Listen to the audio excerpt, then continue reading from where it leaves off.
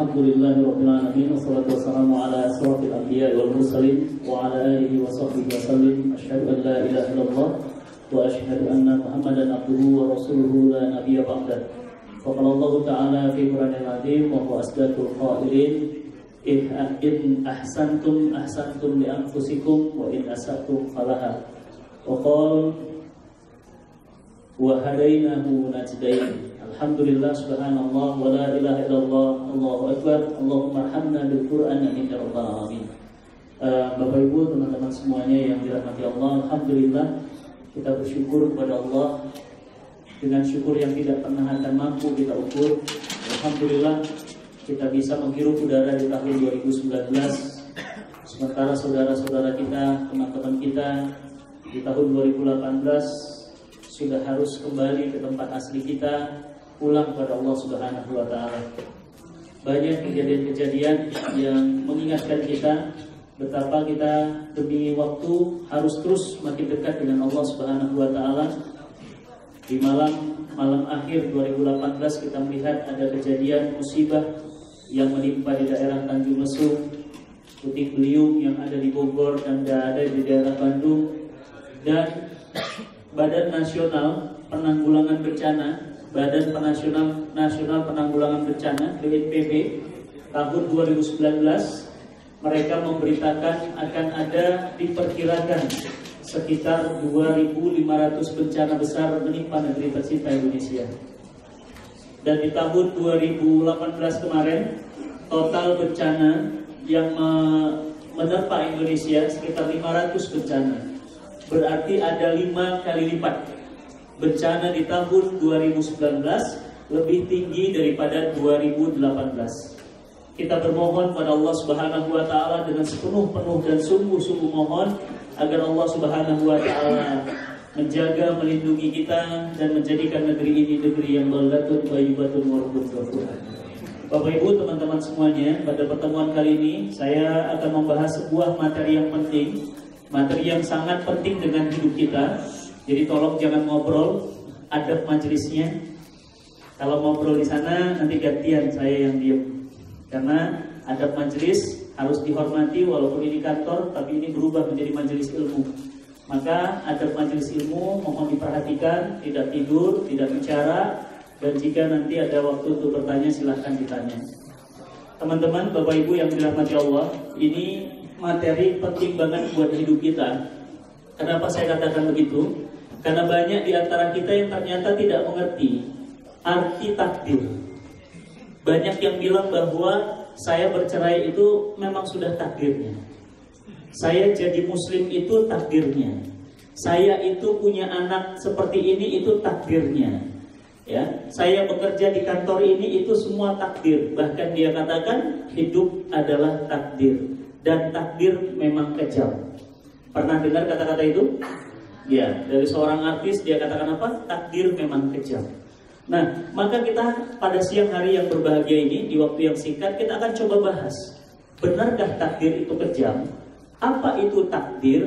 Apa itu pilihan? Atau hidup ini sebenarnya nggak ada takdir, semuanya pilihan manusia. Jadi apa yang sebenarnya terjadi? Nah, ini kita harus pahami. Kenapa? Karena kalau kita mengerti itu takdir, berarti benar itu takdir dan mutlak dari Allah, maka kita tenang dan tenang menerimanya. Tapi jika itu memang bukan takdir, jangan salahkan Allah. Ya, maka coba akan kita lihat apa yang kemudian dimaksud materi hidup adalah pilihan. Mudah-mudahan bermanfaat. Yang pertama, saya ingin kenal dulu, tanya dulu sama teman-teman semuanya. Kenal ini ya? Tahu. Emang kenal. Dia kenal, kita kenal dia, dia kenal kita ya. Siapa ini? Tyson ya. Bahkan sampai digelari si leher beton, si leher besi baja. Ya. Dulu Tyson adalah petinju kelas dunia ya. Dia sekali pukul ya, itu setara dengan ya besi 1 ton. Jadi kalau misalnya kena muka kita sudah bisa diperkirakan ya, akan seperti apa bentuk muka kita. Kalau dia katakan pada lawannya ronde 3, beneran ronde 3. Kalau dia katakan ronde 1, beneran ronde 1. Dan sekarang dia alhamdulillah sudah masuk Islam. Namanya berubah menjadi Abdul Aziz. Abdul itu hamba, Aziz itu perkasa. Dia sudah tidak main tinju lagi. Terakhir kita nonton dia ada di Ip Man 3. Masih nonton? Iya. Masih ada dia, masih strong seperti biasa. Tapi namanya sudah dirubah, ya, jadi Abdul Aziz. Pertanyaan saya, dia jadi petinju terkenal di seluruh dunia. Tidak ada orang yang tidak mengenalnya. Namanya dikenal di seluruh dunia. Jadi petinju kelas dunia. Pertanyaan saya, dia jadi petinju itu memang Allah takdirkan atau pilihan hidupnya? Takdir, pilihan. Takdir atau pilihan? Pilihan yang ditakdirkan. Takdir apa pilihan? Pilihan. Apa kata yang takdir? Pilihan juga kalau nggak Allah takdirkan kan nggak bisa. Apa kata yang pilihan? Iya, tapi kan walaupun Allah takdirkan, kalau dia nggak memilih kan nggak bisa. Takdir atau pilihan? Ya. Nah, saya tanya lagi, kalau begitu teman-teman semuanya kenal dengan ini? Tahu? Iya. Michael Jackson, Jeko, ya. Musisi legendaris, luar biasa. Bahkan sepanjang hidupnya belum pernah datang ke Indonesia. Kenapa belum pernah datang ke Indonesia? Konser terakhirnya paling datang ke Singapura. Kenapa? Saking mahalnya. Orang Indonesia kalau mau lihat konsernya harus ke Singapura dulu. Saking mahalnya. Dia disebut dengan ya megastar, ya luar biasa. Orangnya hebat, kaya raya, terpandang, duitnya banyak dan sudah tiada. Kalau sebelahnya kenal nggak kira-kira ini siapa? Nah, yang kenal berarti tahuan umurnya ya. Sudah bukan milenial berarti ya. Anak milenial nggak akan kenal ini. Ya. Siapa ini? Elvis Presley. Punten, saya ingin tanya, apa hubungannya antara Elvis dengan Jeko? Sama-sama bintang? Bukan. Menantu mertua, betul. Ini adalah menantunya, ini adalah mertuanya. Karena dia nikah dengan Lisa Presley, anaknya Elvis Presley. Menikah, kemudian dia meninggal. Pertanyaan saya, ini dua-duanya adalah orang terkenal, orang yang hebat, dan semuanya seluruh dunia hampir mengenalnya. Dia jadi orang hebat, terkenal, jadi orang sukses, takdir atau pilihan? Pilihan, takdir, masih belum bulat.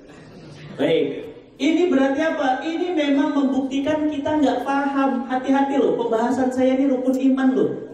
Saya kemas begini ke teman-teman semua supaya apa? Pembahasannya nggak berat.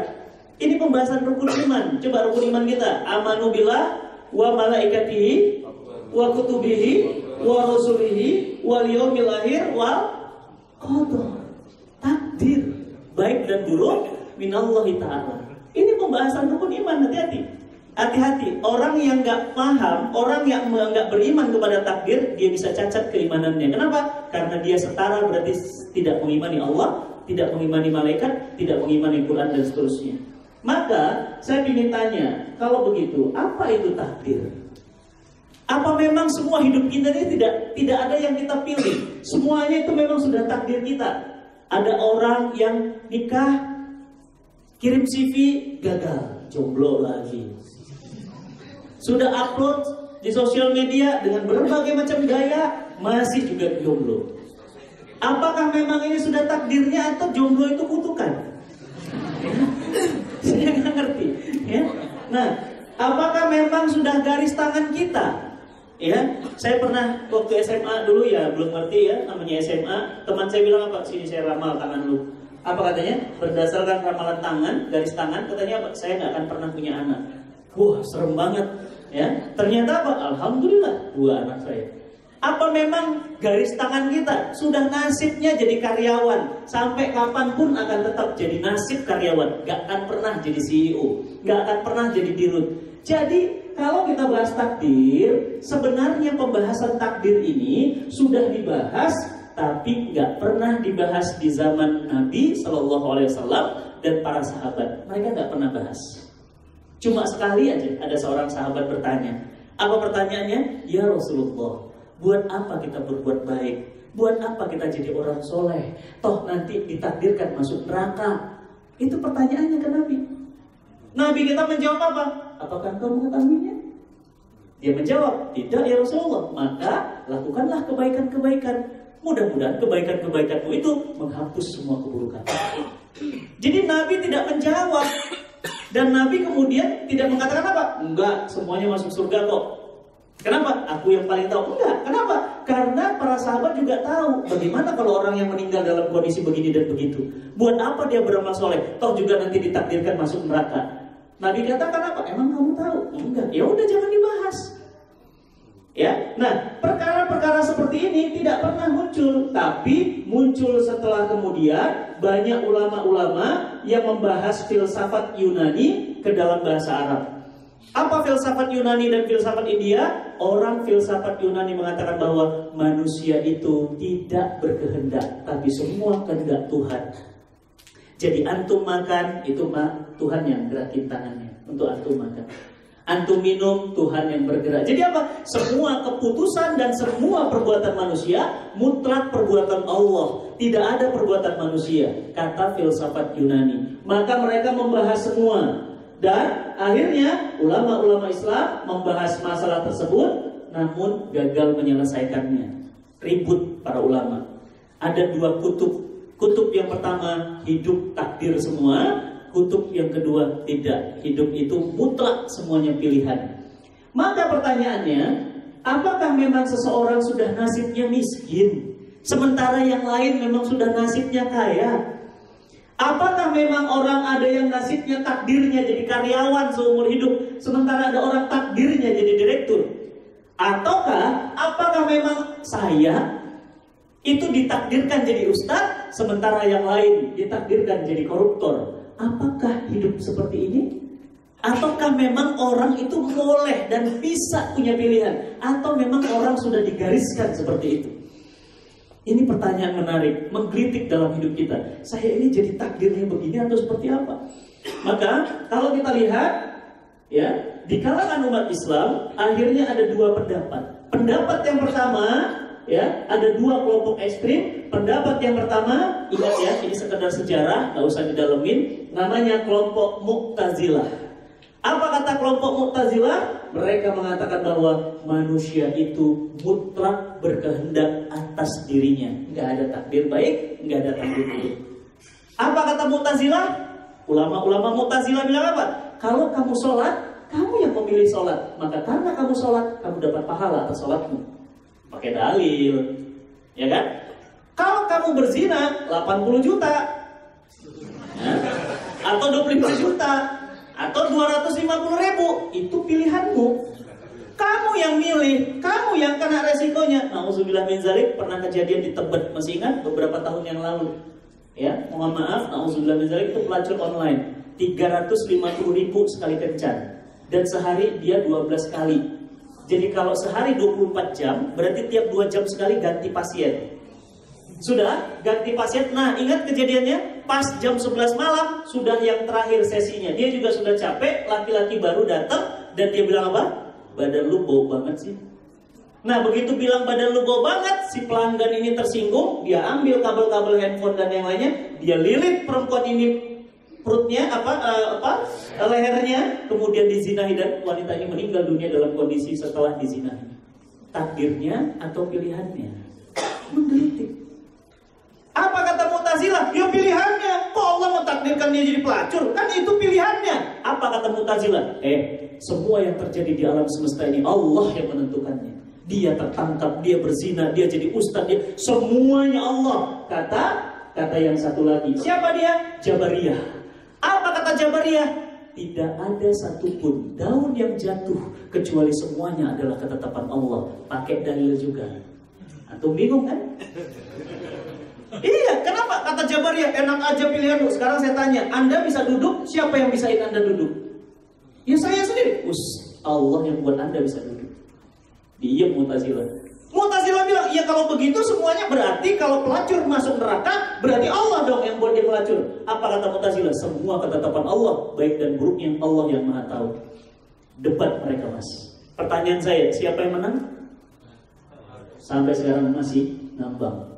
Qadariyah bilang, Mu'tazilah bilang, semua perbuatan itu pilihan manusia. Jabariyah bilang, enggak, semuanya mutlak Allah yang buat. Jadi kafir kayak ada artis pakai hijab dia buka lagi, Allah yang buat dia seperti itu. Antum mau bergerak ke sini, mau ngaji, Allah yang menggerakkan antum. Maka berdebatlah mereka sampai gak ada ujungnya.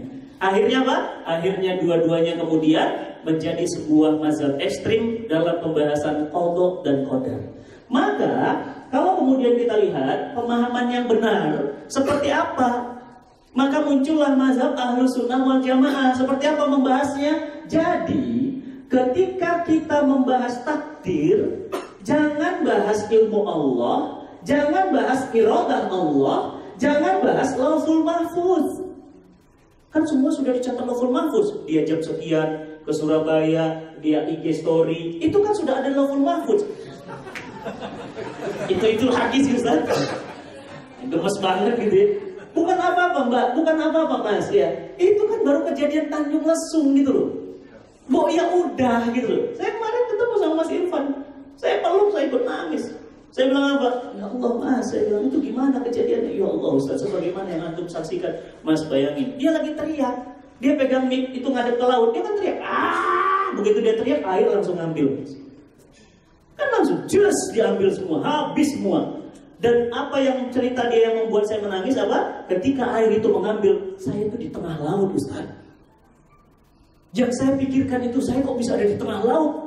Kemudian apa? Saya lihat kanan dan kiri saya, itu ada orang yang narik rambut yang lain, ada yang meminjak yang lain, ada yang mencoba untuk naik, semua berlomba untuk selamat. Dan saya bilang, ya Allah, ini saya di tengah laut. Saya mulai kemudian apa? Panik dan ketakutan. Alhamdulillah akhirnya saya selamat Ustaz. Tapi apa? Istrinya hilang, meninggal dunia. Teman-temannya semua meninggal dunia, tinggal dia yang selamat. Kejadian itu sampai ke semua. Setelah kejadian itu terjadi kemaksiatan yang begitu rupa di Indonesia. Sampai apa? Transaksi dicatat dalam data, transaksi bisnis pelacuran online 13 triliun selama tahun 2018. Itu yang online, belum yang offline. Itu online, transaksi online. Antum orang lintas harta bisa dapat datanya 13 triliun Mas. Bayangin, bisa ngasih berapa banyak orang untuk bekerja, bisa banyak berapa orang untuk investasi, 13 triliun. Bayangin, betapa orang Indonesia itu, betapa Muslim Indonesia itu gak ambil pelajaran. Ya, apa yang terjadi? Jadi kalau kita bahas takdir, jangan dibahas ilmu Allah, kehendak Allah, Lauhul Mahfuz. Kenapa? Ya karena kita nggak tahu. Jadi nggak usah bahas begini. Ya itu kan karena sudah ditakdirkan. Tahu dari mana? Kan Lauhul Mahfuz ada. Pertanyaan saya, emang antum tahu isi Lauhul Mahfuz? Nggak ada yang tahu Mas. Saya itu nggak tahu, demi Allah. Saya ada 3 Unpad Mas. Jurusan apa? Agribisnis. Bukhari, Muslim, mana saya tahu tafsir Jalalain? Nggak ngerti. Loh, saya kok bisa seperti ini? Yang saya dan kita bahas apa? Yang kita bahas adalah yang kita bisa lihat. Jadi yang nggak bisa dilihat nggak usah dibahas. Apa yang kita bahas? Yang kita bahas adalah apakah manusia dipaksa ketika melakukan sesuatu, memilih sesuatu, menjadi sesuatu, ataukah manusia itu sebenarnya dibebaskan melakukannya? Itu yang dibahas. Jadi nggak usah dibahas, itu kan sudah ada Lauhul Mahfuz, ya ilmunya Allah begitu. Itu kita nggak ngerti. Yang kita bahas, punten, pertanyaan saya, kita kesini itu bebas memilih atau enggak? Bebas. Coba lihat, nggak percaya, saya bisa pulang nih. Pulang bisa. Kenapa? Baper gitu kan? Pulang. Antum bisa duduk begitu, bisa duduk begini, pilihan. Saya bisa begini, saya juga bisa nggak pakai ini. Next, bisa. Ya. Felix Xiao, ayah ibunya kafir Kristen, Felixnya jadi Muslim, itu pilihannya.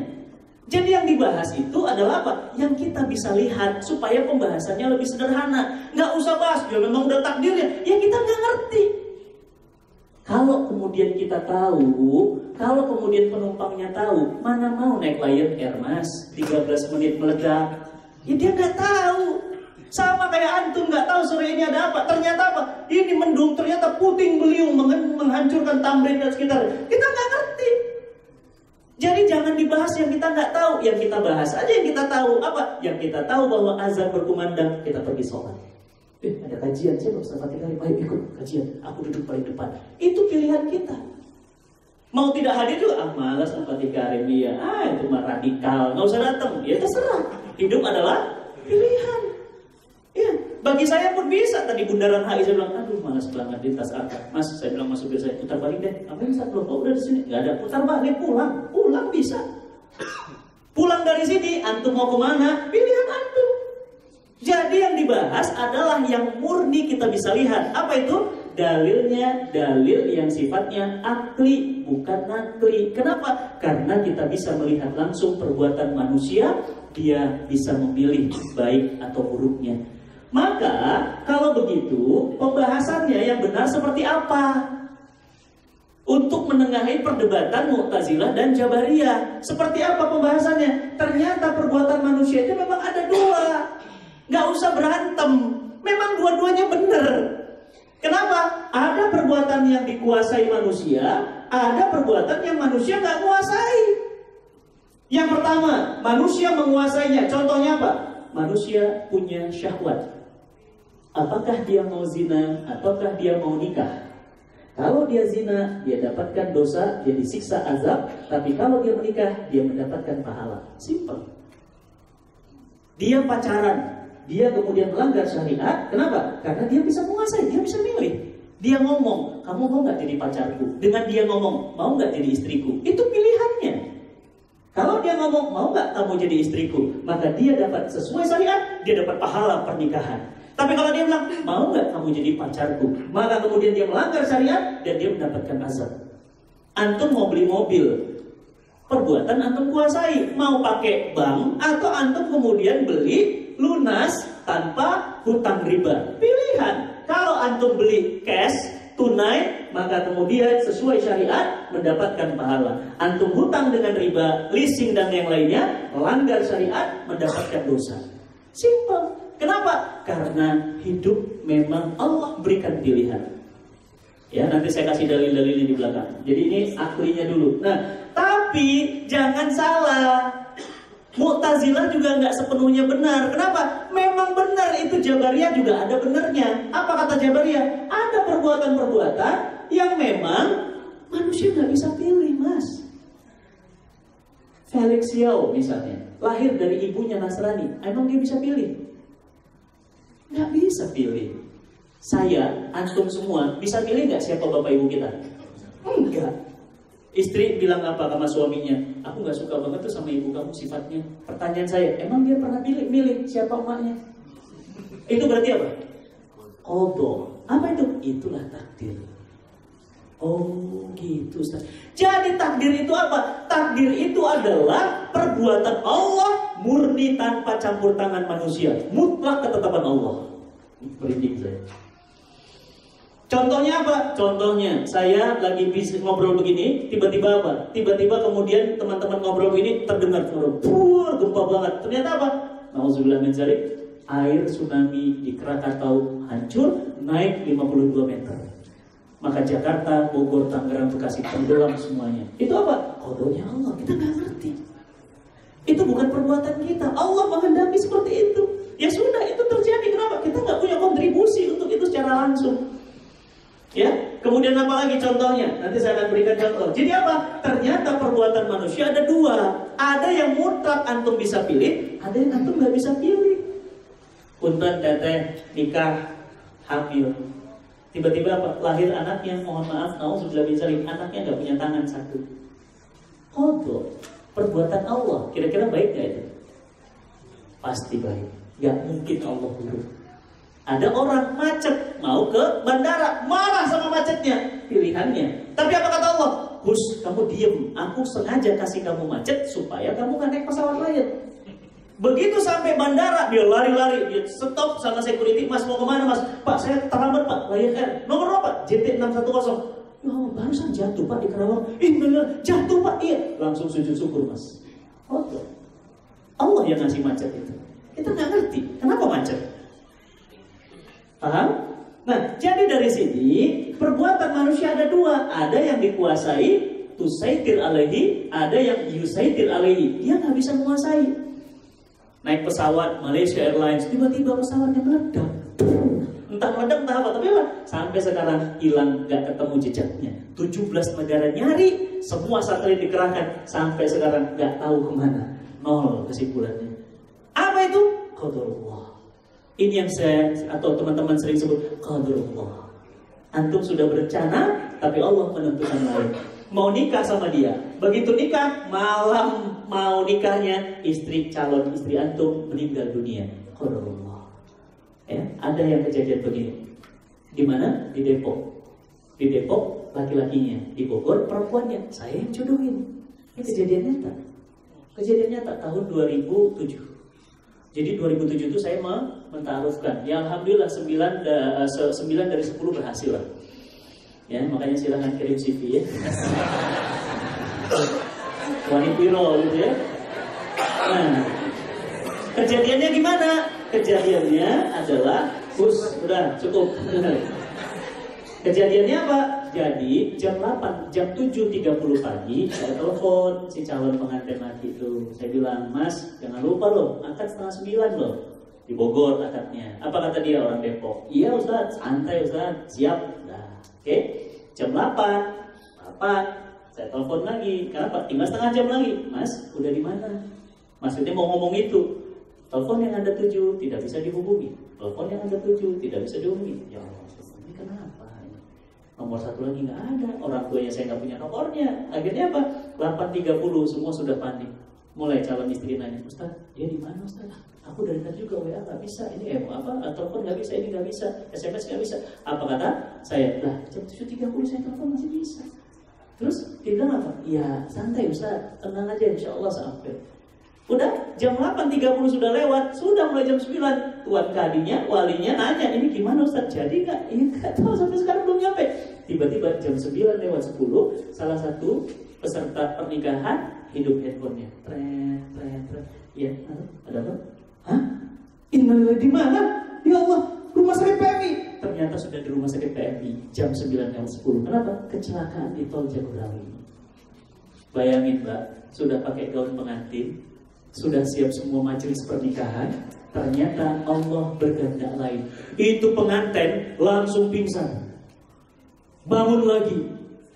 Pingsan lagi. Nah, dia nggak percaya karena tadi malam masih telepon-teleponan, pada subuh juga masih telepon-teleponan. Dia pingsan, bangun lagi. Saya bilang udah semuanya bubar, semuanya istighfar, semuanya doakan. Saya langsung nyusul ke rumah sakit PMI. Begitu saya ke rumah sakit PMI, begitu urusan rumah sakit PMI, ternyata benar Mas, jenazah sudah berpakaian lengkap untuk pernikahan, lengkap sama bunga-bunganya, semuanya bermandikan darah. Itu dramatis banget. Selama hidup saya baru melihat itu. Akhirnya gimana?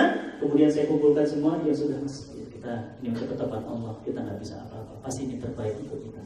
Apa yang terjadi? Perempuannya ternyata nyusul. Perempuannya nyusul, wah teriak-teriak. Apa dia bilang? Allah zalim, Allah zalim. Dulu Allah bilang saya nggak boleh pacaran dan saya harus menikah. Ketika saya menjalani perintah Allah, Allah wafatkan calon suami saya. Allah zalim. Ditahan sama keluarganya. Saya bilang, Pak sabar, Pak istighfar, Pak. Ini ketetapan Allah, istighfar. Apa kata dia? Ustadz istighfar. Ustadz bilang enak banget. Ustadz tahu nggak perasaan saya gimana? Saya tahu, tapi sabar Mbak. Ini ketetapan Allah. Akhirnya apa? Nangis gak karuan, jatuh pingsan dan semua bubar, dimandikan, dibereskan, akhirnya dikuburkan. Selang waktu 10 tahun kemudian ketemu. Lama nggak ketemu si Mbak. Ketemu di mana? Di Lombok. Saya pulang ngisi kajian, lagi belanja di supermarket. Ada dia. Seperti itu. Mbak, apa kabar? Alhamdulillah. Sama siapa Ustaz? Makan aku ada 3. Hah? 3? Masya Allah. Ustaz sebentar ya, aku kenalin suamiku. Oh, udah nikah Mbak? Sebentar Ustaz. Bi.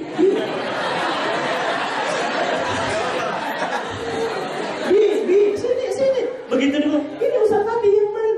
Oh iya. Mbak gimana Mbak? Aduh Ustaz, alhamdulillah ya Ustaz. Gak jodoh sama dia. Dalam hati saya, gue gaplok.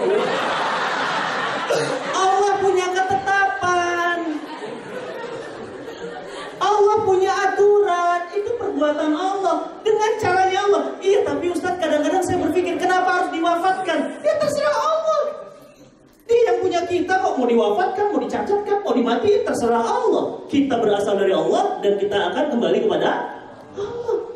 Dia bilang apa? Ustaz ini suami saya, alhamdulillah Ustaz. Gimana Mbak bagi? Alhamdulillah Ustaz. Ini apa? Ini anak ketiga. Sekarang ini perut 4 4. Saya bilang, 10 tahun 4. Produktif juga sih Mbak. Luar biasa. Waduh, akhirnya Pak, Mas selamat ya Insya Allah. Iya Ustaz, beliau udah cerita sama saya kejadian yang dulu. Iya, ya begitulah ketetapan Allah. Udah. Jadi ini ketetapan Allah. Kita nggak ngerti. Kenapa kemudian misalnya contoh Irfan diambil istrinya, kita nggak paham. Ya saya misalnya pernah melamar seorang wanita sebelum istri saya. Kenapa kemudian gagal nikahnya? Nonton di YouTube kisah panjangnya. Ya, gagal nikahnya. Kenapa? Bapaknya Muslim, ibunya Kristen. Nikahnya di gereja. Dan saya baru tahu berita itu seminggu setelah undangan sudah disebar, gedung sudah dibayar, catering sudah dibayar. Seminggu sebelum loh Mas, bayangin. Apa kata bapaknya? Kalau kamu mau menikah sama anak saya walinya. Kalau kamu nggak mau, kamu pergi dari rumah. Lah, saya diusir Mas. Rugi nolak saya Mas. Dia kira gitu. Loh, bapak tuh ngusir saya. Iya, silakan pergi. Saya pergi. Udah saya pergi, saya doa sama Allah. Saya bilang, ya Allah, ini pasti ketetapan-Mu. Tidak ada yang sia-sia. Engkau sebaik-baik rencana ya.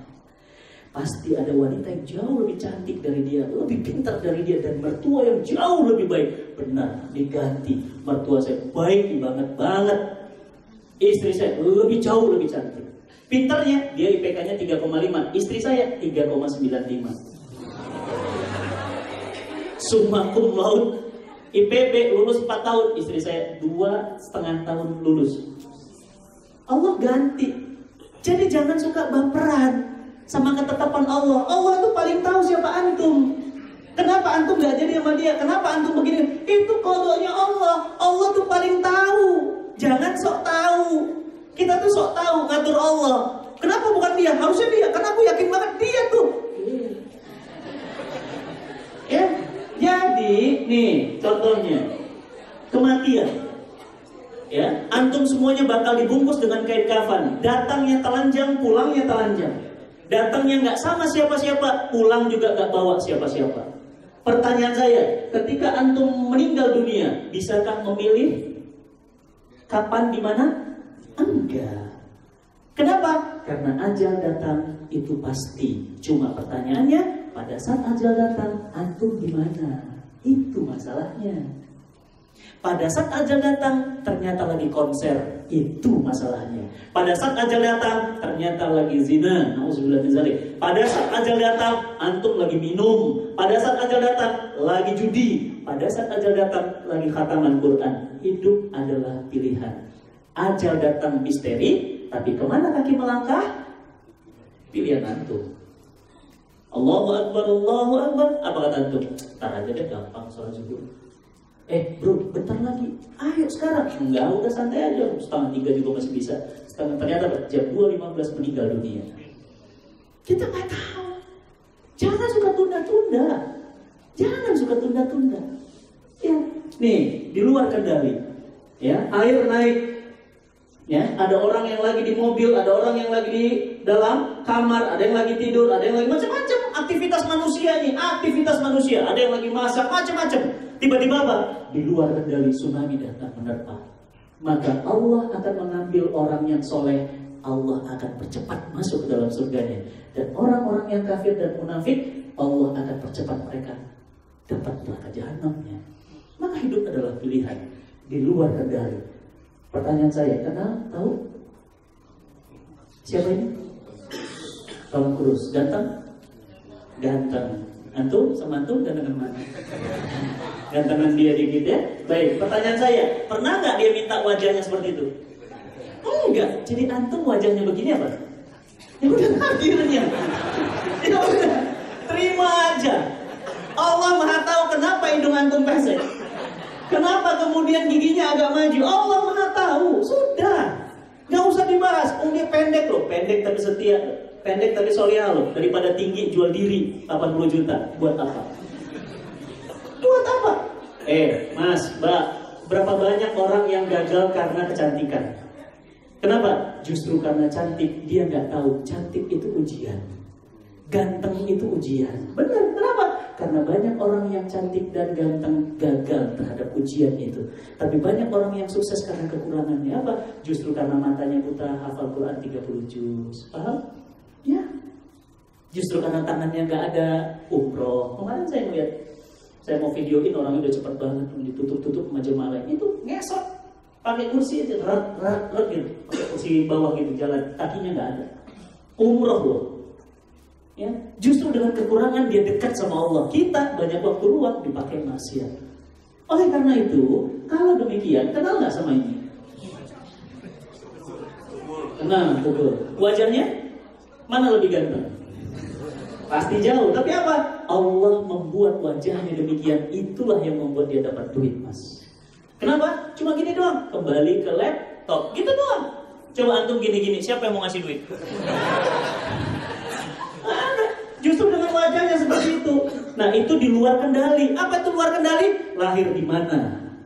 Lahir sama siapa? Bapakmu siapa? Ibumu siapa? Lahir laki-laki atau perempuan? Gak pernah bisa milih.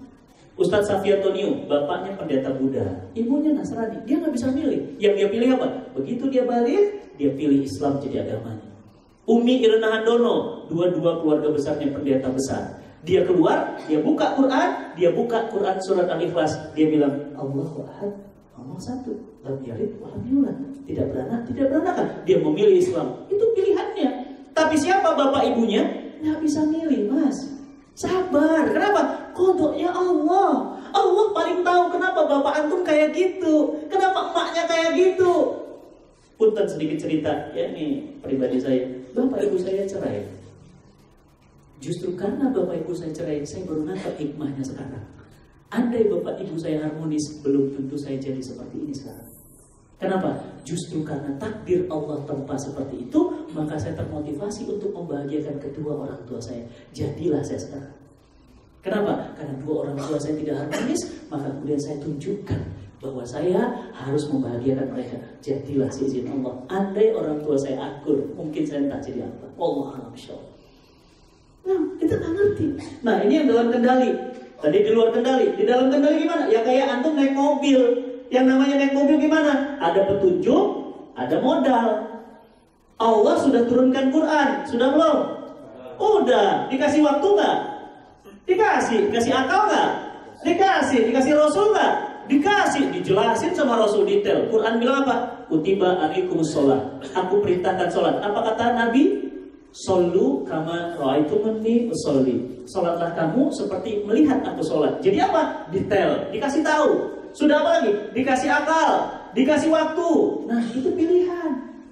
Mau jadi winner atau loser terserah, pilihan. Mau jadi orang baik atau orang buruk, mau jadi orang ramah atau orang cuek, mau jadi orang sabar atau pemarah, mau jadi orang amanah atau khianat, mau rajin atau malas, mau jujur atau bohong. Pilihan itu. Allahu Akbar, pilihan. Enggak, malas kita lagi. Apalagi subuh. Berapa banyak kita yang subuhnya kesiangan? Kenapa? Menunda subuh. Tidurnya kemalaman. Padahal apa? Menyalahi fitrah manusia. Malam itu tempatnya istirahat. Siang itu tempatnya maisha, cari uang. Kita nggak kebalik. Malam jadi siang, siang jadi malam. Udah melanggar fitrah. Jadi ini pilihan kita. Nah, maka Allah Subhanahu wa Ta'ala berfirman untuk menegaskan dalil-dalil tadi. وَمَنْ يَعْمَلْ مِثْقَالَ ذَرَّةٍ خَيْرًا يَرَهُ وَمَنْ يَعْمَلْ مِثْقَالَ ذَرَّةٍ شَرًّا يَرَهُ. Jika kamu berbuat baik sekecil apapun, Allah balas. Kalau kamu berbuat jahat apapun, Allah balas. Menandakan apa? Baik dan buruk pilihanmu. Kamu kemudian umrohkan orang tuamu, Allah balas. Kamu pakai uangnya untuk beli motor, Allah pun balas. Apa kata Allah? In ahsantum li anfusikum wa in asatum falaha. Jika kamu berbuat baik, itu untukmu sendiri. Tapi jika kamu berbuat jahat, itu pun untukmu juga. Terserah kamu, kata Allah. Jadi Allah ngasih pilihan sama kita. Maka teman-teman yang dirahmati Allah, kullu nafsin bima kasabat rohina. Apa kata Allah? Setiap diri bertanggung jawab atas apa yang dibuatnya. Silakan. Ustaz, saya nggak mau berhijab deh. Terserah, saya datang ingatin. Kenapa? Sebelum waktunya datang dan terlambat. Iya Ustaz, terlambat. Kenapa? Yang Ustaz ingatkan kepada dia, anaknya udah meninggal sekarang. Terserah.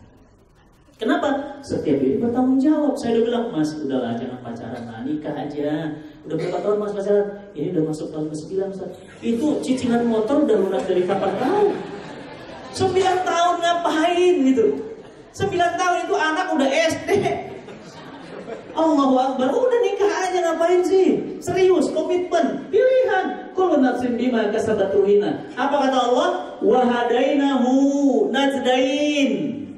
Aku hidayahkan 2 jalan, kamu pilih. Fa'alhamaha fujuraha wa taqwaha. Silahkan kamu pilih, mau ngambil fajir, jadi orang jahat, silahkan. Udah tahu, ya itu nggak boleh. Kenapa kamu kuat? Ya udah Ustaz, habis bagaimana? Ini takdir. Takdir gimana? Orang pilihanmu kok. Takdir. Takdir itu bukan begitu. Takdir itu bukan perbuatanmu, mutlak perbuatan Allah. Contohnya siapa? Tuh si Ayu, anak Tangerang tuh. Sekarang diambil sama Ustaz Yusuf Mansur. 2 buah bola matanya nggak ada.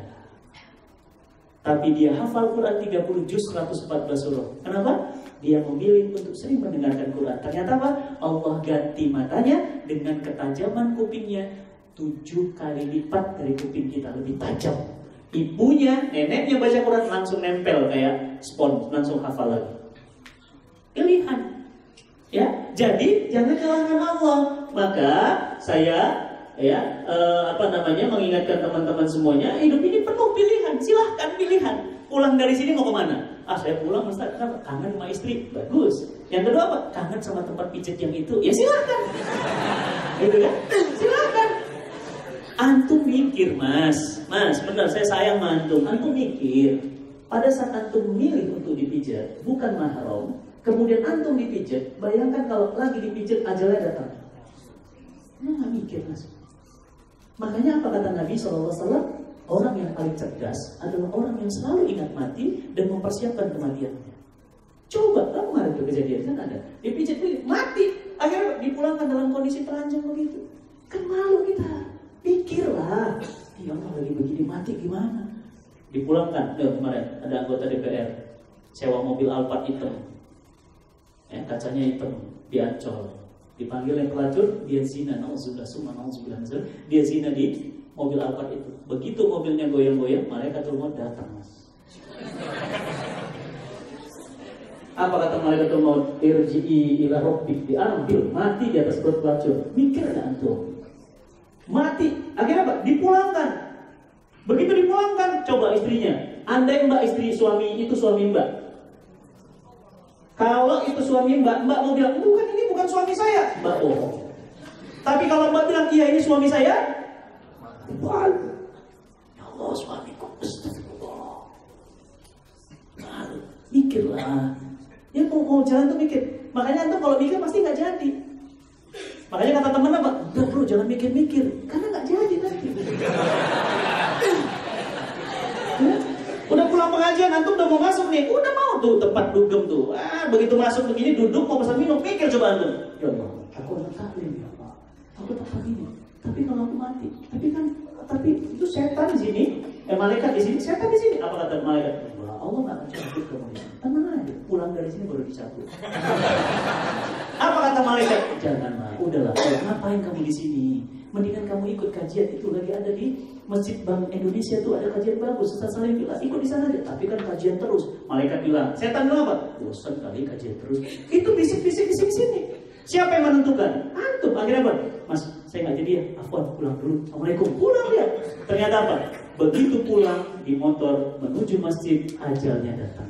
Dicatat Allah menjadi orang yang masuk surga. Ya, barang siapa yang menempuh jalan menuju majelis ilmu, maka Allah membuatnya jalan menuju pintunya surga Allah. Jadi hidup pilihan terserah, silahkan. Mau bandel, mau balal, silahkan lakukanlah. Ya, kalau kemudian antum siap resikonya, silahkan. Surga ada jalannya, neraka juga ada jalannya. Jalan menuju surga bukanlah jalan yang mudah, tapi jalan yang panjang, terjal dan berliku. Ustadz, saya udah taat, saya udah berhijab, saya udah baik, tapi kok susah banget hidup saya? Sabar, ujungnya surga. Jangan kira orang maksiat itu enak. Enggak, mereka juga terjal, berliku, untang-panting. Bahkan ditangkap polisi, diliput media, diviralkan. Malu, ujungnya neraka. Pilih mana? Gubrak, masuk surga atau gubrak neraka?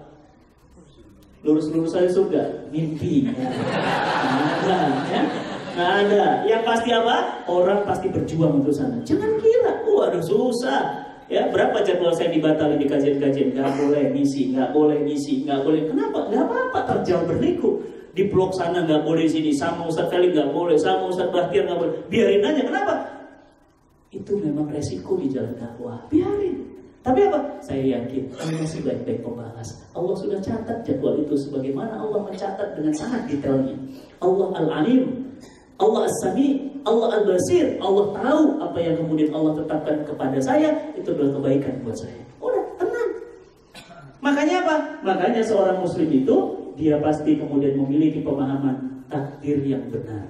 Apa kesimpulan kita hari ini? Satu, ingat baik-baik kesimpulannya, saya kasih catatan. Seharusnya manusia lebih waspada. Ingat, lebih hati-hati terhadap perbuatan-perbuatan karena bebas. Kenapa? Manusia kalau dikasih bebas cenderung menggunakannya untuk maksiat. Hati-hati. Apa kata Umar bin Khattab radhiyallahu anhu? Dua kenikmatan yang manusia selalu luput darinya, kesehatan dan waktu luang, kesempatan. Mumpung ada kesempatan, luang malah nggak dimanfaatkan. Itu manusia. Makanya apa? Makanya kesimpulan yang kedua, karena perbuatan itu akan diminta pertanggungjawaban oleh Allah. Oke, yang ketiga, terhadap kejadian-kejadian yang menimpa manusia, yang menimpa manusia, yang mengenai manusia. Manusia itu beriman kepada Allah. Pasti apa? Itu ketentuan Allah. Dan itu pasti jika baik bagi kita, alhamdulillah. Jika dia buruk menimpa kita, sabar. Ya. Barusan saya tanya sama Ustaz Syukur, ya, tangan kanannya Ustaz Abdul Gini, gimana kondisi beliau? Alhamdulillah Ustaz, sudah mulai agak membaik, sudah bisa makan, sudah bisa sarapan. Alhamdulillah Ustaz, senang. Kenapa? Jika itu menimpa beliau dan beliau tidak suka karena sakit, apa? Beliau sabar. Dan jika itu menimpa beliau karena beliau baik, maka apa? Itu syukuri. Itu apa namanya? Qadha, menimpa manusia. Ya Allah Ustaz, anak saya tangannya nggak ada, nggak baik bagi kita. Kita bilang apa? Sabar. Kenapa? Pasti Allah ada rencana di balik itu. Kita nggak ngerti. Tapi kalau alhamdulillah, Mas gimana? Alhamdulillah Ustaz. Berarti berapa? 4,2 kilo. Wah, laki-laki Mas. Alhamdulillah Ustaz, sesuai doa saya, anak pertama laki-laki. Apa kata saya? Bersyukurlah Mas. Ada ratusan juta orang nggak punya anak. Antum Allah kasih anak. Bersyukur, sujud syukur. Alhamdulillah. Kenapa? Itulah qadanya Allah. Kita nggak ngerti.